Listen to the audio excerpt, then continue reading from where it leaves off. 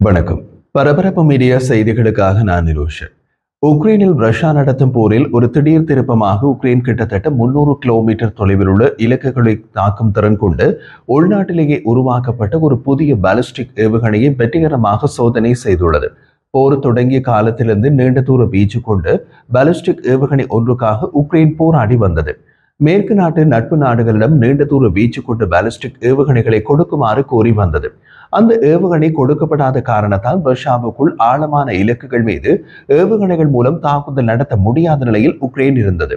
இம்மாதம் 1ஆம் தேதி ரஷ்யாவுக்குள் மிக ஆழமாக அமைந்துள்ள விமான தளங்களில் வெற்றிகரமாக தாக்குதல் நடத்திய உக்ரைன் ரஷ்ய விமானப்படையின் பல தந்திரோபாய குண்டுவீச்சு விமானங்களை அளித்தது. ஆனால் அந்த தாக்குதல்கள் ஆளற்ற விமானங்கள் மூலம் நடத்தப்பட்ட தாக்குதல்கள். தாக்குதல் இலக்குகள் எரிபொருள் நிரப்பப்பட்ட விமானங்களாக இருந்த காரணத்தினால் அந்த தாக்குதல் மிக கடுமையான சேதத்தை ஏற்படுத்தியது. ஆனால் ரஷ்யாவுக்குள் இராணுவ கட்டளைத்தளம் போன்ற உள்கட்டமைப்புகள் மீது தாக்குதல் நடத்துவதென்றால் ஆளற்ற விமானங்கள் மிக குறைவான சேதத்தையே ஏற்படுத்த முடியும். அதிக சேதத்தை ஏற்படுத்த ஏவுகணைகள் தேவை. அதுவும் பாலிஸ்டிக் ஏவுகணையாக இருந்தால் அது அப்படியான தாக்குதலுக்கு மிக பொருத்தமான ஆயுதமாக அமையும். உக்ரைனின் இராணுவ ஆராய்ச்சி மையத்தின் இயக்குனர் வாலண்டின் பட்ராக் உக்ரைனின் எப்ஸ்பிரெஸோ தொலைக்காட்சியில் ஒளிபரப்பாகிய ஒரு நேர்காணலின் போது உள்நாட்டு தயாரிப்பு நீண்ட தூர வீச்சு பாலிஸ்டிக் ஏவுகணையின் வெற்றிகரமான சோதனையின் விவரத்தை வெளியிட்டார். இந்த சோதனையின் வெற்றி உக்ரைனின் நீண்ட தூர தாக்குதல் திறன்களில் ஒரு திருப்பு முனையாக விவரிக்கப்பட்டுள்ளது. சோதனை வெற்றியை தொடர்ந்து ஏவுகணையின் உற்பத்தி போது பெரிய அளவில் தொடங்கும் என்றும் அவர் தெரிவித்தார். சோதனையின் போது ஏவுகணை கிட்டத்தட்ட 300 கிலோமீட்டர் தூரம் பயணித்து ஒரு ரஷ்ய ராணுவ கட்டளை தளத்தை அளித்தது. முக்கியமாக இது ஒரு சோதனை மட்டுமல்ல, சோதனையுடன் கூடிய உண்மையான போர் பயன்பாடு. ஏவுகணை தயாரிப்புகளின் போது அவற்றை சோதனை செய்து பார்க்க டம்மி இலக்குகளை தான் பயன்படுத்துவார்கள். டம்மி இலக்கு என்பதால் ஏவுகணையால் ஏற்படுத்தப்படும் சேதம் முழுமையாக தெரிய வராது. ஆனால் உக்ரைன் இப்போது நிஜமான போரில் இருப்பதால் ஏவுகணை சோதனையின் இலக்கம் ஒரு நிஜமான ரஷ்ய ராணுவ இலக்காக அமைந்தது. இலக்கு வெற்றிகரமாக அளிக்கப்பட்டது என்கிறது உக்ரைன். இந்த சாதனை உக்ரைனுக்கு ஒரு முக்கிய எழுச்சியை குறிக்கிறது. காரணம், உக்ரைன் இதுவரை காலமும் மாஸ்கோவின் ஆக்கிரமிப்பை எதிர்கொள்ள மேற்கத்திய நாடுகளால் வழங்கப்பட்ட ஆயுதங்களை நம்பியுள்ளது. உக்ரைனின் இந்த சோதனை வெற்றி ரஷ்ய எல்லைக்குள் ஆழமான தாக்குதல்களுக்கு வெளிநாட்டு ஏவுகணைகளை பயன்படுத்துவதற்கான கட்டுப்பாடுகளுக்கு மத்தியில் அதன் ஆயுத களஞ்சியத்தை வலுப்படுத்த உக்ரைனின் திறனை உயர்த்துகிறது.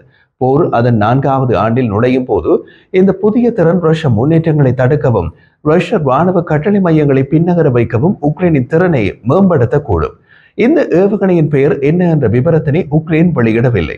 வாலண்டின் பட்ராக்கின் கூற்றுப்படி ஏவுகணையின் வெடிப்பு முனை 400 கிலோகிராம்களுக்கு மேல் எடையுள்ளதாக இருக்கிறது. இது உக்ரைனின் ஆயுத களஞ்சியத்தில் உள்ள மிகப்பெரிய வெடிப்பு முனைகளில் ஒன்று. ஒப்பிடுகையில் அமெரிக்க பாலிஸ்டிக் ஏவுகணையின் வெடிப்பு முனை வெறும் 91 கிலோகிராம் மட்டுமே என்று அவர் கூறியிருந்தார். அமெரிக்க பாலிஸ்டிக் ஏவுகணையின் வெடிப்பு முனை வெறும் 91 கிலோகிராம் என்று ஒப்பிட்டு கூறியது அனைத்து அமெரிக்க பாலிஸ்டிக் ஏவுகணையின் வெடிப்பு முனையின் அளவு அல்ல. உக்ரைனுக்கு அமெரிக்கா மட்டுப்படுத்தப்பட்ட எண்ணிக்கையில் கொடுத்து ATACMS ஏவுகணை பற்றியே அவர் குறிப்பிட்டார் என்று கருதலாம். ATACMS ஜோ பைடன் ஆட்சி காலத்தின் இறுதி காலகட்டங்களில் குறைந்த எண்ணிக்கையில் கொடுக்கப்பட்டது. இப்போது ட்ரம்ப் நிர்வாகம் உக்ரைனுக்கு ஆயுத வளங்களை நிறுத்திவிட்டது. ஏவுகணையின் பெயரை உக்ரைன் வெளியிடாவிட்டாலும் பாதுகாப்புத்துறை வட்டாரங்களில் அந்த ஏவுகணை கிரிம்-2 என்று பரவலாக நம்பப்படுகிறது. இது சப்சன் என்றும் அழைக்கப்படுகிறது. உக்ரைனின் சோவியத் சகாப்த ராக்கெட் தொழில்நுட்பத்தில் கிடைத்த நிபுணத்துவத்தில் வேரூன்றிய ஒரு திட்டம் கிரிம்-2. உக்ரைன், ரஷ்யா இரண்டுமே முன்பு சோவியத் யூனியனில் ஒன்றாக இருந்த நாடுகள். அதனால் சோவியத் சகாப்த தொழில்நுட்ப நிபுணத்துவம் இரு நாடுகளுக்கும் உள்ளது. ஜுஷ்னோய் வடிவமைப்பு பணியகத்தால் உருவாக்கப்பட்டது மற்றும் டெனிப்ரோவில் ஜுஷ்மாஸ் தயாரித்த கிரிம்-2 என்பது துல்லியமான தாக்குதல்களுக்காக வடிவமைக்கப்பட்ட ஒரு குறுகிய தூர பாலிஸ்டிக் ஏவுகணை ஆகும். இந்த ஏவுகணையின் வழிகாட்டுதல் அமைப்பு செயலற்ற வழி செலுத்துதலை GPS திருத்தங்களுடன் இணைத்து அதிக துல்லியத்துடன் இலக்குகளை தாக்க உதவுகிறது. அதன் மொபைல் ஏவுதளம் பொதுவாக ஒரு சக்கரசேஸில் பொருத்தப்பட்டுள்ளது. இது விரிவான நிலைநிறுத்தம் மற்றும் மறைப்பை அனுமதிக்கிறது.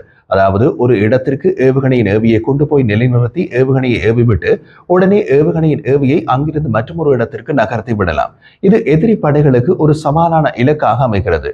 கிரிம்-2 இதன் வடிவமைப்பு பல தசாப்த கால சோவியத் பொறியியலை அடிப்படையாக கொண்டது. இதன் வேர்கள் சோவியத் தயாரிப்பு R-12 மற்றும் R-16 ஏவுகணைகளில் உள்ளன. அவை சோவியத் யூனியனின் அணு ஆயுத வெடிப்பு முனையை சுமந்த ஆரம்பகால ஏவுகணைகளில் ஒன்றாகும். அதன் முன்னோடிகளைப் போலல்லாமல் கிரிம்-2 தற்போதைய நவீன போருக்கு ஏற்றவாறு வடிவமைக்கப்பட்டுள்ளது.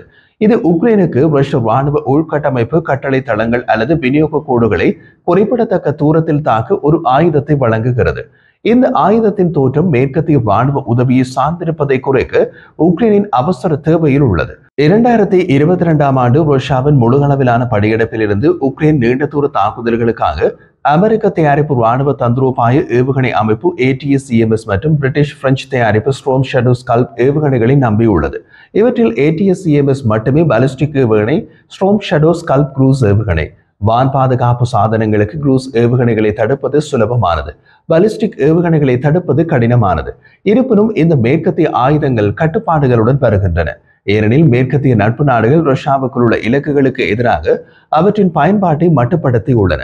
ஜனாதிபதி செலன்ஸ்கி கடந்த மே மாதம் கூறிய போது, எங்கள் நீண்ட தூர திறன்கள் உக்ரைனின் பாதுகாப்புக்கான தெளிவான மற்றும் பயனுள்ள உத்தரவாதம் என்று கூறி உள்நாட்டு ஏவுகணை உற்பத்தியை விரைவுபடுத்த வேண்டியதன் அவசியத்தை தெரிவித்தார்.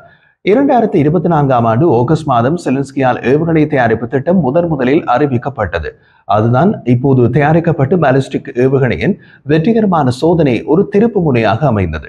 உக்ரைனிய ஆயுத தயாரிப்பு நிறுவனம் ஸ்பெட்ஸ் டெக்னோ எக்ஸ்போர்ட்டின் இயக்குனர் ஒலெக்சி பெட்ரோவ் பின்னர் குரூஸ் மற்றும் பாலிஸ்டிக் ஏவுகணைகள் இரண்டின் விமான சோதனைகளும் நேர்மறையான முடிவுகளை தருவதாகவும் 2025ஆம் ஆண்டின் நடுப்பகுதியில் முழு அளவிலான உற்பத்திக்கான திட்டங்களை கொண்டிருப்பதாகவும் உறுதிப்படுத்தினார். பாலிஸ்டிக் ஏவுகணையின் வெற்றிகரமான சோதனை உக்ரைன் ஏற்கனவே இந்த ஆயுதங்களை தயாரிக்க தொடங்கியுள்ளது என்பதை குறிக்கிறது.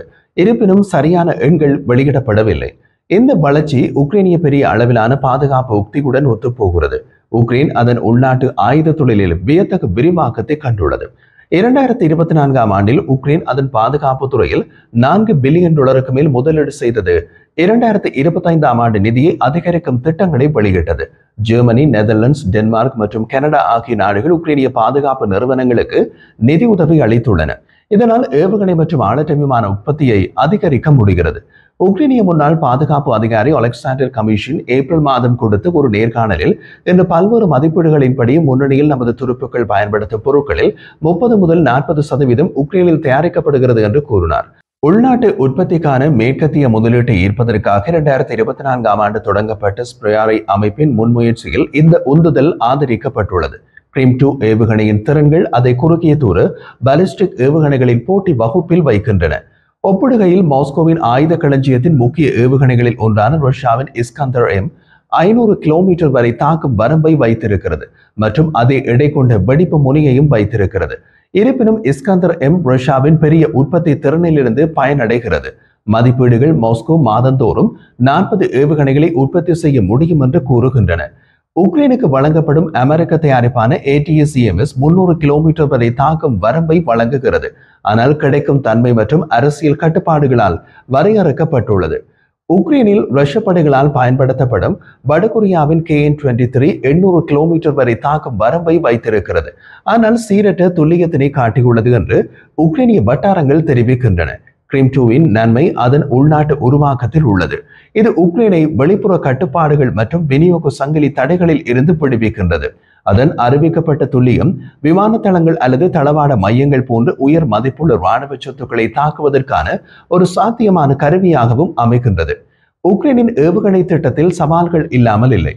ரஷ்ய விமான தாக்குதல்கள் யுஷ்மாஷ் செய்யப்படும் டினிப்ரோ உட்பட ஆயுத தயாரிப்பு தளங்களை மீண்டும் மீண்டும் குறிவைத்துள்ளன. உக்ரைனின் முழு பகுதியும் தாக்குதலுக்கு உள்ளாகியுள்ளது என்று உக்ரைனில் உள்ள ரசூம்கோவ் மையத்தின் ஆய்வாளர் மைக்கோலா சன்குரோவ்ஸ்கி கூறினார். உற்பத்தி தளங்களை பாதுகாப்பதில் உள்ள சிரமத்தை எடுத்து காட்டினார். இருப்பினும் யுஷ்மாஷ் போன்ற வசதிகளில் மேம்படுத்தப்பட்ட உக்ரைனின் சோவியத் கால நிபுணத்துவம் முன்னேற்றத்திற்கு ஒரு அடித்தளத்தை வழங்கியுள்ளது. பனிப்போரின் போது இந்த ஆலைகள் உலகின் முதல் கண்டம் விட்டு கண்டம் பாயும் ஏவுகணையான R-16 மற்றும் பல அணு ஆயுதங்களை சுமந்து செல்லும் திறன் கொண்டு சாத்தான் ஏவுகணைகள் என்று நேட்டோவால் அறியப்படும் RS-36M ஆகியவற்றை உற்பத்தி செய்தன. இந்த மரபு உக்ரைனை அதன் ஏவுகணை தயாரிக்கும் திறன்களை புதுப்பிக்க அனுமதித்துள்ளது. அவற்றை நவீன போர் தேவைகளுக்கு ஏற்ப மாற்றியமைத்துள்ளது. உக்ரைனின் ஏவுகணை கையிருப்பின் தந்திரோபாய தாக்கங்கள் ஆழமானவை. ரஷ்ய படைகள் ஆண்டுதோறும் ஆயிரக்கணக்கான ஏவுகணைகள் மற்றும் ஆளற்ற விமானங்களை ஏவுகின்றன.